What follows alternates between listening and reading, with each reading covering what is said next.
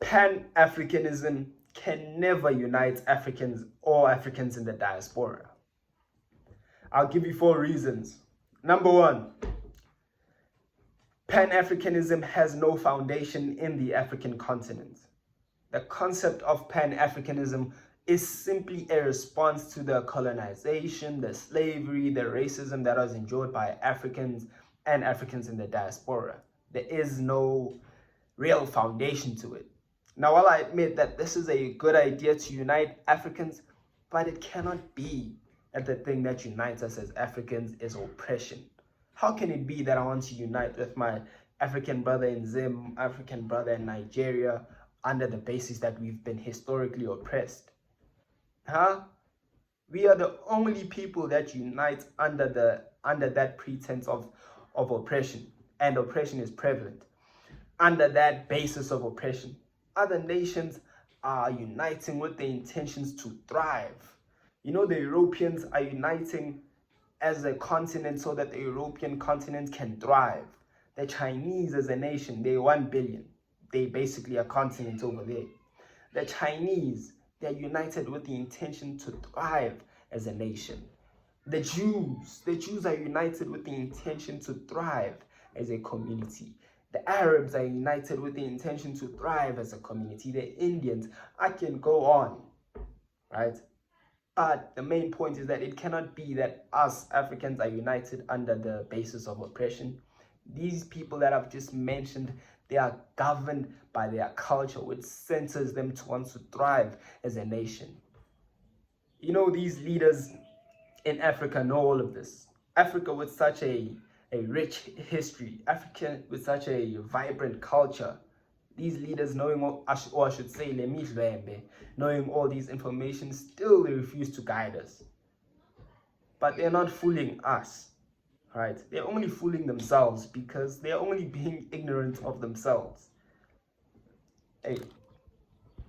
Number 2, Pan-Africanism is now a political movement. Now, before I go on any further, there is no politics or religion that will ever unite Africans. By nature, these systems are divisive. You see, now Pan-Africanism has become a political movement. My question is, what is an African philosophy movement doing in politics?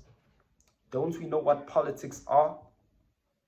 How can an African philosophy in an African land still operate under foreign law? Politics, for example, in South Africa, we have the PAC, the Pan-Africanist Congress. The Pan-Africanist Congress operates under politics, and politics in South Africa is the Roman Dutch law. The UN says, the United Nations says, you cannot implement a foreign system in another land. Let me know this, and I'm not just talking about the PAC, but all of these political parties, these black political parties, know all this information, right? But they will still choose to sell out their people just for money. You know, no African movement or philosophy should be under the confines of politics. Instead of Pan-Africanism, what it's supposed to do is, you know, revive the African governing systems like the royal governing systems, Ubkosi. In Africa, we don't have superior leaders, we have examples. These leaders are coming out saying, hey, they have mastered politics. You're telling us that you have mastered the white man's system of legalizing theft. We have examples. We look up to the king. We see what the king is doing. We say, mdabezita. We see what the queen is doing. We say, oh, inkoskazi. That unity between the king and the queen was an example also for how our family structures have been. Our family structures are completely destroyed. These people are now championing, you know, the LGBTQ. Now, Dallas corner before LGBTQ, so that's not gonna work. Dallas corner. The point is, our family structures are already breaking apart, but these people want to promote the LGBTQ. What leaders do we have? No problem with the LGBT, do your thing, but, you know. Number 3, Pan-Africanism has no spiritual foundation. Now, what kind of movement is supposed to unite people without a spiritual foundation? You know, I was looking at the map of Africa and I was heartbroken. The bottom half of that map shows the domination of Christianity. The top half shows the domination of Islam. Non-African religions are dominating in Africa. And it's not that Africans have no concept of the creator. We know very well and we are very connected to Umveli Nqangi. And with studying, you'll also come to understand that all belief systems in the world are derived from African philosophy. These leaders know this information very well, but they would rather sacrifice us for money. You know, science has proven beyond reasonable doubt that Africans are the first people, but our leaders still want to feed us philosophy engane. On the matter of spirituality, we Africans are very spiritual. You should see the stadiums in Easter, or you should see a Moria. And I don't blame Africans because, you know, they yearn for that divine connection. I don't blame you. I blame these people who claim to be our leaders, because knowing all of this information, they still deprive us of our own sovereignty, even in our belief system.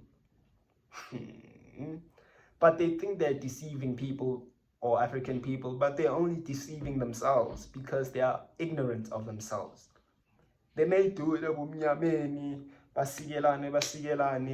and think that no one can see them, but Umoya is watching, and Umoya is atoms, and atoms have memory. Atoms see, atoms record everything. So Umoya is watching them, and Umoya is Obashaya. They must continue. They're only deceiving themselves. Number 4, we don't have control over our own time. We are the only people in the world who don't have a calendar, except for the Ethiopians. And it is not that the African calendar doesn't exist. It does exist, and these people are very aware that it exists. This is the African calendar, which was created by Umkhulu Ntsinyeza.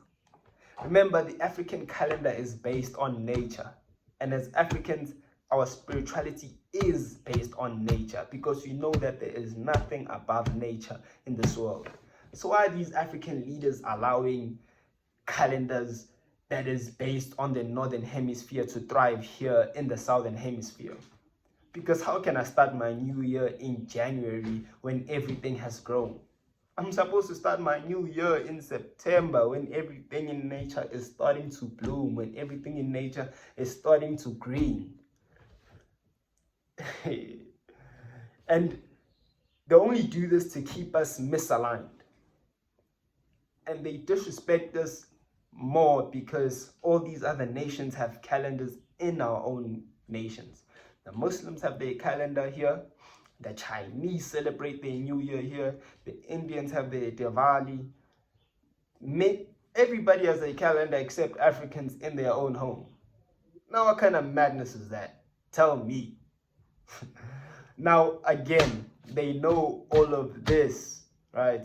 But they can't give us the calendar because their masters haven't given them the pass. Their masters haven't said, yeah, you can give them, right? They must, because also, remember, once you have control over your time, you have control over your mind. Whoever has control over your time has control over your mind.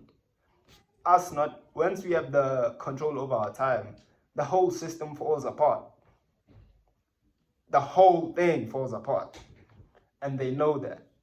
And Pan-Africanism is also supposed to encourage that.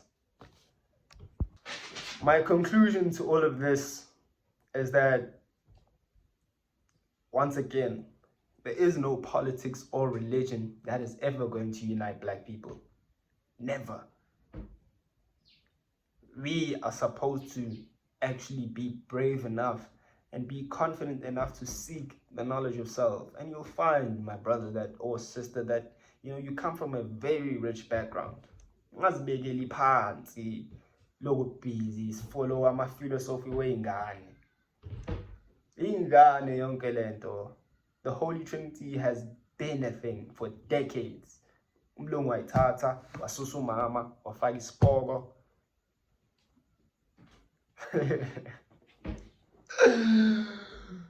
I'm not laughing. I'm not, but I am. Right? The message again. We have to find a way to unite outside of politics and religion. That is the only way. Peace. Thank you for watching. Hey man, please like, please comment, please subscribe.